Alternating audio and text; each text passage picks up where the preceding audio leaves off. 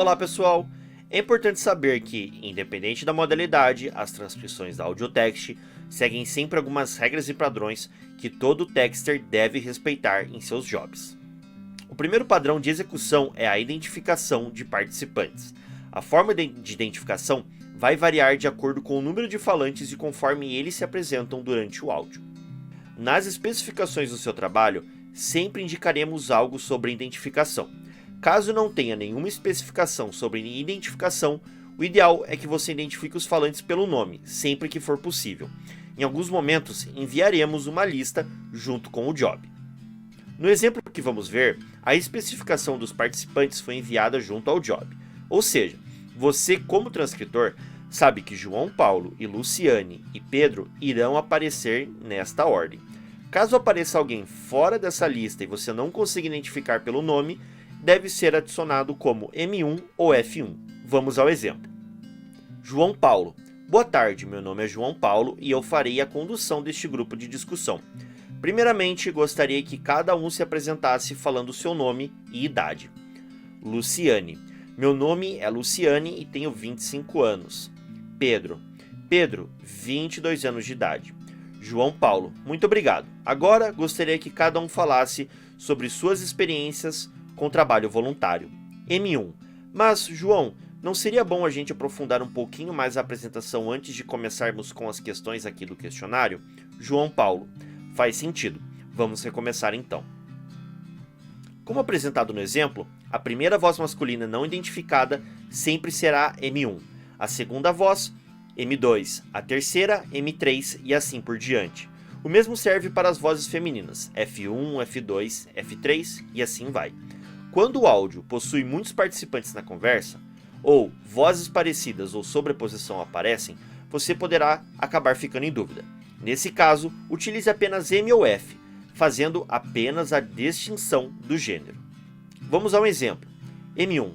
Sempre atuei como engenheiro químico. Hoje sou gerente sênior. F1. E hoje qual o nível de satisfação no trabalho? F2. Eu queria que cada um me falasse agora o seu ponto de vista sobre as manifestações que ocorreram nesses últimos dias no país. Quem pode começar? M2. Eu não sei opinar. F3. Eu também não sei. Estou perdida com esse tópico que a Fernanda levantou. Outra coisa extremamente importante a ser dita é que, dentro das transcrições, alguns erros são considerados graves e devem receber uma grande atenção para serem evitados. O primeiro erro grave é a falsa compreensão.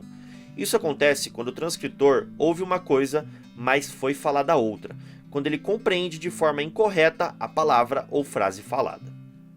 No exemplo, vamos poder ver que algumas palavras foram transcritas erroneamente.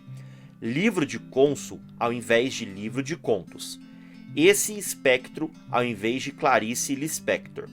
Que era uma empresa brasileira ao invés de Academia Brasileira de Letras. Vamos ao exemplo. O trecho errado é o seguinte: ganhei um prêmio relativamente importante com o livro de cônsul, com esse espectro, que era uma empresa brasileira. Não foi de todo mal assim. A transcrição correta seria: ganhei um prêmio relativamente importante com o livro de contos, o prêmio Clarice Lispector, da Academia Brasileira de Letras. Não foi de todo mal assim. Mais uma situação que pode acontecer é a troca de trecho, quando, na digitação, o texter inverte a ordem da fala. Não é um erro comum, mas deve estar escrito sempre na ordem falada. Sempre revise o seu trabalho, conferindo todas as falas. Esse erro às vezes acontece, pois voltar o áudio para ter certeza do que foi dito é uma prática comum, porém pode gerar essa confusão. Ou seja, para evitar que esse erro aconteça, ouça a frase inteira para ter certeza que a ordem das palavras não foi trocada. Vamos a um exemplo. No trecho errado, nós temos o seguinte: no começo, quando a gente aprendeu a teoria, eu tinha bastante dificuldade, porque acho que eu não consegui ouvir direito. Já no trecho correto, seria o seguinte: no começo, eu tinha bastante dificuldade quando a gente aprendeu a teoria, porque acho que eu não conseguia ouvir direito. Agora vamos falar do timestamp, que nada mais é do que a marcação do tempo.